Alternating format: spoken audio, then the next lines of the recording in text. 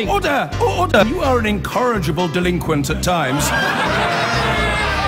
Behave yourself, man!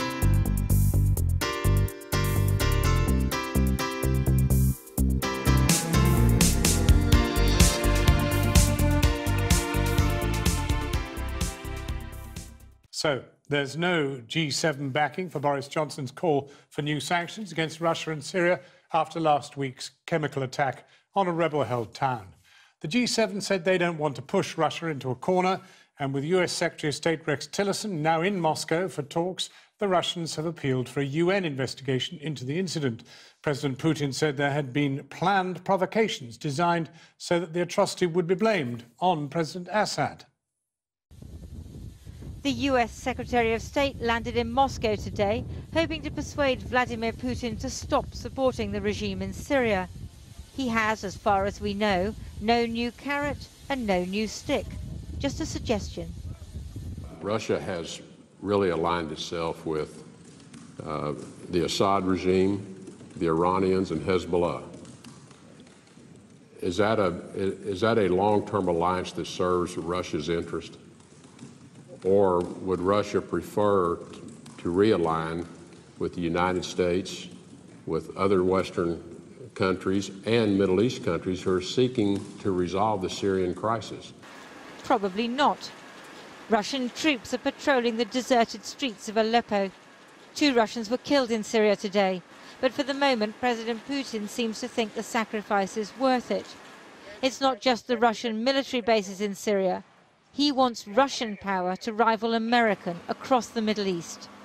The Iranian and Syrian foreign ministers are meeting in Moscow later this week.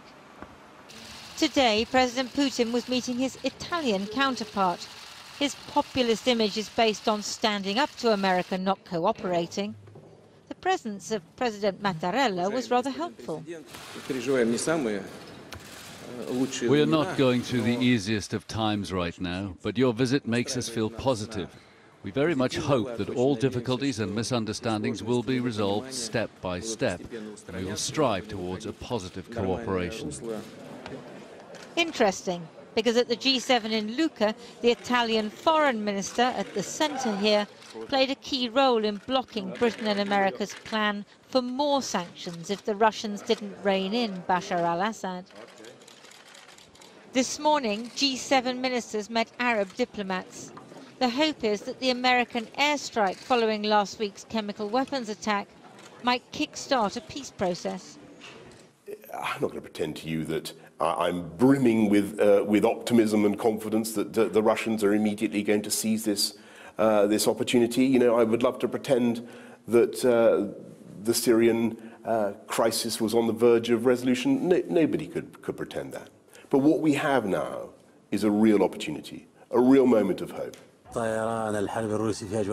Today, Russian aircraft were in action, bombing rebel-held parts of Syria.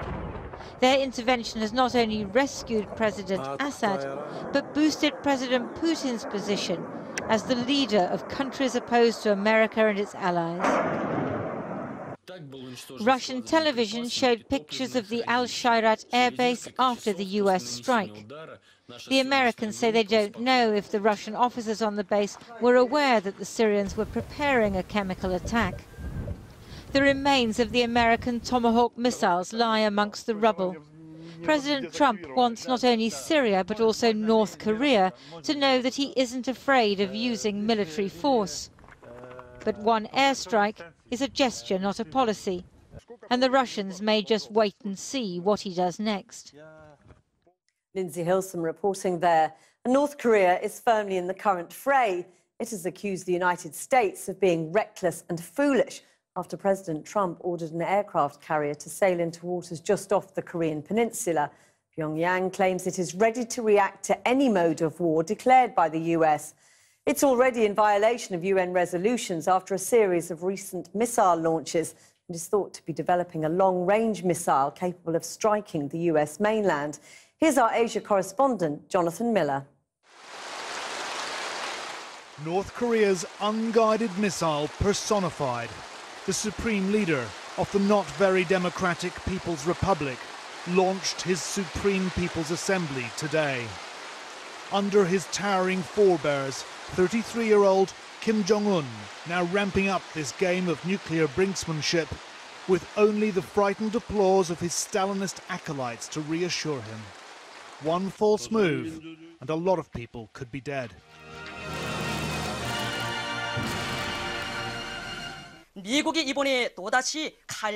North Korean television has lambasted the unpardonable US missile strike on Syria.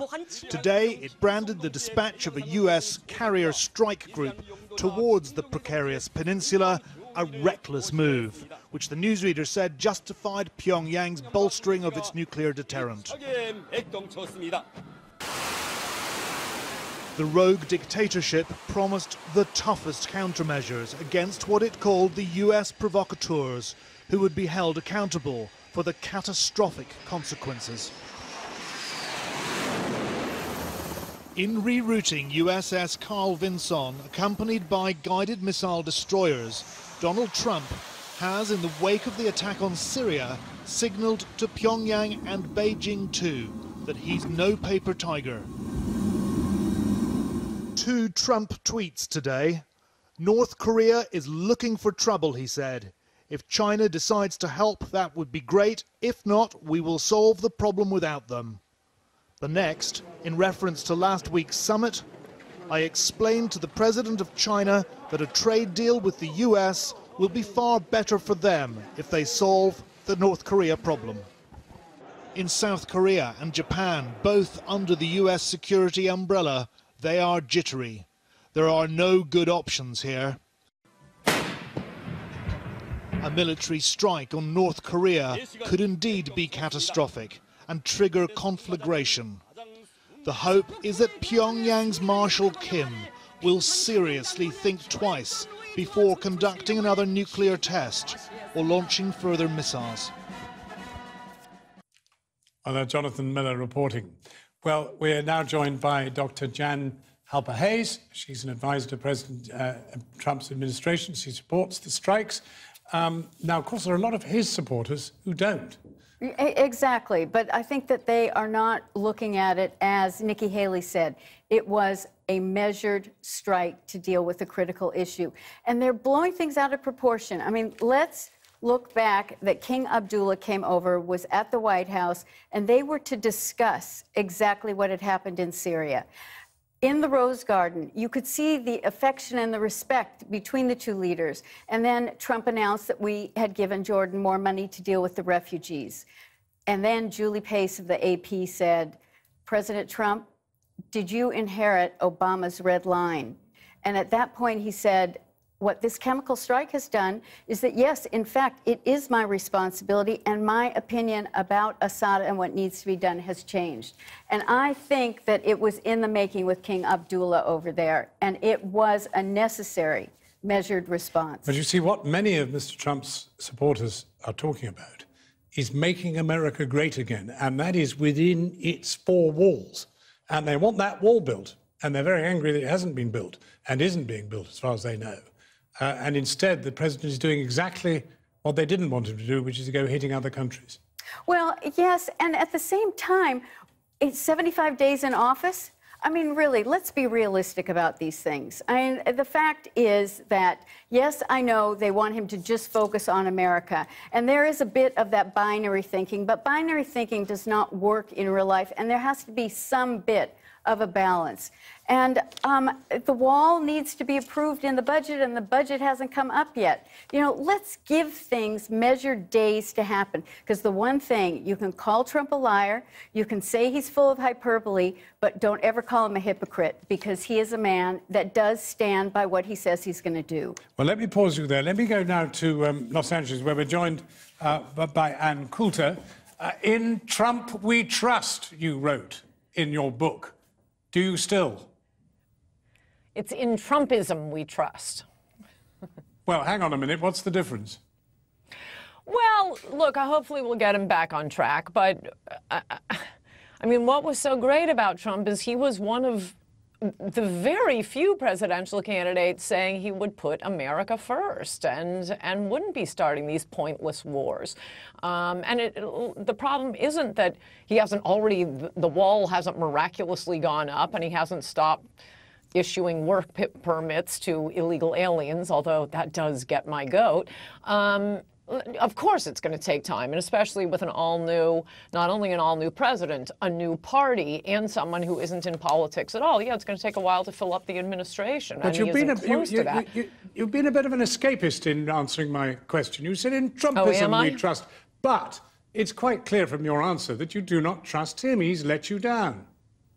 Oh, he's totally let me down on the Syria thing. I'm hoping we get him back on track. He's the best we've had in my lifetime, and I just want him to be the same as he was for, the 18 months he was running for president. I mean, he said over and over again, I am not running to be president of the world. I'm running to be president of America. But with the greatest respect, he's only been president for just over 3 months, and he's already let you down. He hasn't said much since the initial bombing of Syria, but I mean, I do think that was a huge mistake, and it appears to those of us, not even those of us who supported him, a lot of people who didn't support him but hoped he'd do the things he said he was going to do, build bridges and build the wall, work on infrastructure, put Americans first. That was what won. It's not like the country looked around and said, I know, let's put this brash billionaire reality TV star in the White House. No, he was the one guy saying the things that we were dying to hear. If we wanted a president who was going to be getting us involved in another Middle Eastern war, there were plenty of other candidates to vote for. Well, but the difficulty now is we're talking about a president in power. You're talking about an electoral campaign during which there was a lot of fun, noisy guy promising the earth to make America great, not to waste time doing anything outside the four walls of America, and bang, off he goes and hits Syria. It hardly speaks well of Trumpism. No, Trumpism is still strong. I think our emperor god Trump has been led astray. And I don't know if you've seen these guys, but oh my gosh, these generals around him and the Secretary of State, they're like, the Dr. Strangelove generals. If you could get them to shut up, I think we could move past this one little error in judgment. Well, hang on a moment. You're just telling me that the American establishment have grabbed hold of this guy and wrecked him. Well, we'll see what comes next. I think his supporters, his fans, those who didn't even vote for him but want him to do well, need to hold his feet to the fire and get him back on track. I do think this is, I mean, look, it's not what I think. Look at what he said in 2013, the last time the generals and the warmongers were trying to get us involved in a Syrian war. He was tweeting out like mad. Obama's about to make a mistake. Don't get us involved in World War III. We have no interest in Syria. The guys we'd be replacing with Assad are going to be worse than Assad, and I agree with that. I must pause you there, because he's already nosing around with North Korea. You happy with that? Nope. Nobody is. Nobody is. I mean, it appears to be the hardest thing in the world to elect a president who will not get us involved in a war and who will enforce immigration law. Is that really that hard? Apparently it is. I mean, we knew he'd be surrounded. Let me leave that rhetorical question in the air for a moment and go back to Jan Harper-Hayes. I mean, what do you make of this? The Trump lover has been distressed, very badly distressed, but you're not remotely distressed. No, I'm not remotely distressed, and I do have to say I have an enormous amount of respect for Anne. And the thing is that this world is not either or, it's not black or white, because someone takes one action because they happen to be now in the role and have the information. But again, with respect, but wait a minute. Trump was black and white. He said, America will make America great again. Yes, we're going to build a wall with Mexico. We're not going to go abroad doing these things. Well, he said we're not going to get ourselves into a ground war, but he did say we're going to defeat ISIS. And we have to look at his foreign policy, because he had a foreign policy that focused on the rest of the world. So we're not isolated. He doesn't want to be the police of the world. And if we just think back about what Nikki Haley said, this was a marked action that accomplished one thing, and that if they do it again, and it's not unlike when Reagan did something like this with Libya in 1980. Well, let me hold you then. Let me go back finally to you and Coulter. How many chances are you going to give him? It sounds tonight as if you've written him off. Oh, not at all. Not at all. No, it's not like he didn't have stumbles on the campaign trail, and his supporters and fans would hold his feet to the fire, and he'd always get back on track. And I'm hoping that will happen again. I do have to say, this bombing was not against ISIS. It was on behalf of ISIS. That's part of what's so completely insane about it. And maybe that will be it. Okay. Well, but this is the first time. Sadly, that's it with us, because we've kind of run out of time. But I'm very grateful to you for turning out, and I can see the flames licking at his feet. We'll see what happens when he gets them held to the fire. Thank you very much, Ann Coulter and Jan Harper-Hayes. Thank you very much indeed. I've been getting away with it all.